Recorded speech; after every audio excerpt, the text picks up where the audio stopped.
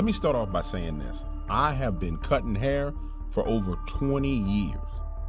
My first barbershop was in the hood. And the problem with having a barbershop in the hood is the same as the problem with having a barbershop in the hood anywhere around the United States. It is dangerous. Now, for those of you who believe that there's no danger in black neighborhoods or the hood, and all black neighborhoods aren't the hood, just like all Latino neighborhoods aren't the hood, just like all country white folk neighborhoods are not the hood. The hood is an overall terminology that describes a place where violent crime takes place. It is not race-based, it is activity-based. For those of you who will try and say that what I'm saying is racist. No, there are hoods all over the United States. And the one thing that every hood has in common is the danger factor. Carjacking, kidnapping, robbing, raping, and pillaging. Nobody wants to live in the hood. Don't believe what you see on TV. Don't believe these rappers rapping about being in the hood and being proud, because if that was the case, them Negroes would not leave the hood as soon as they got some money. Now that we have clarified that and made that a fact, let me tell you about my experience.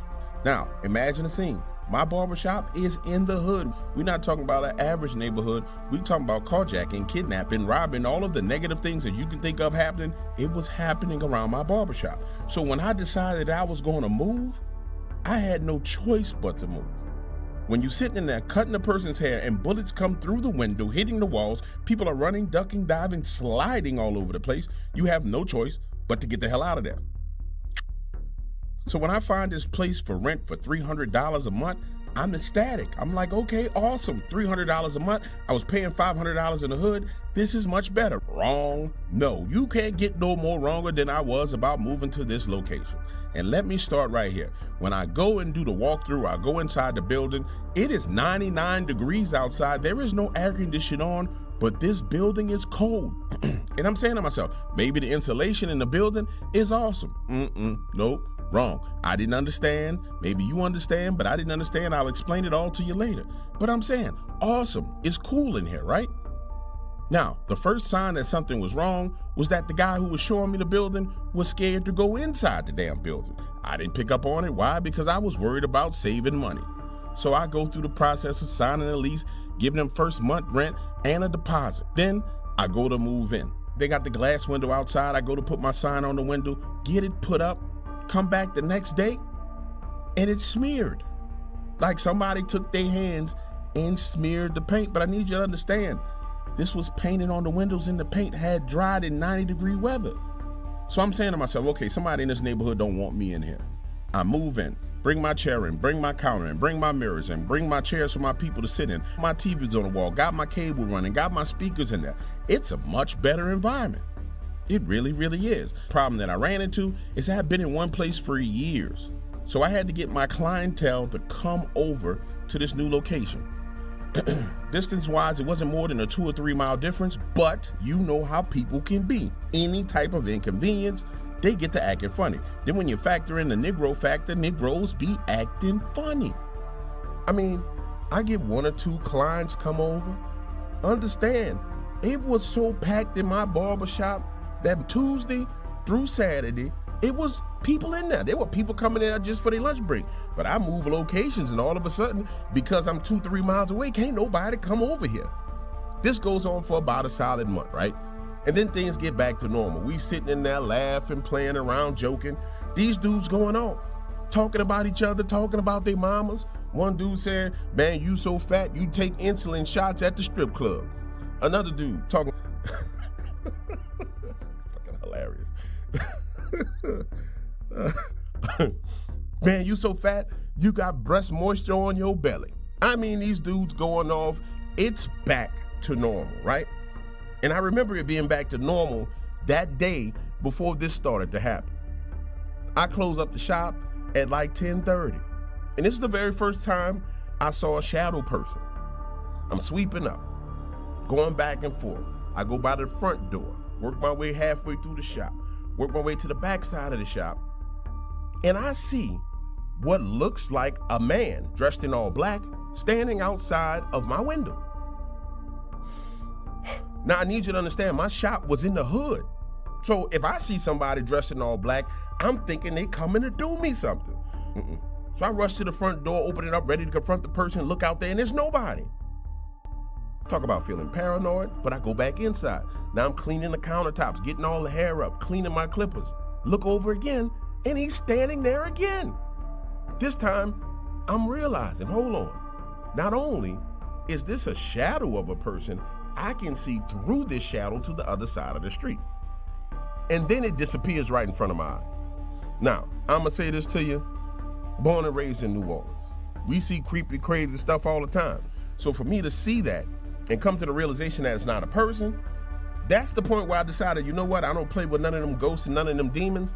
I'm going to ignore it, right? Wrong. Worst decision on the planet.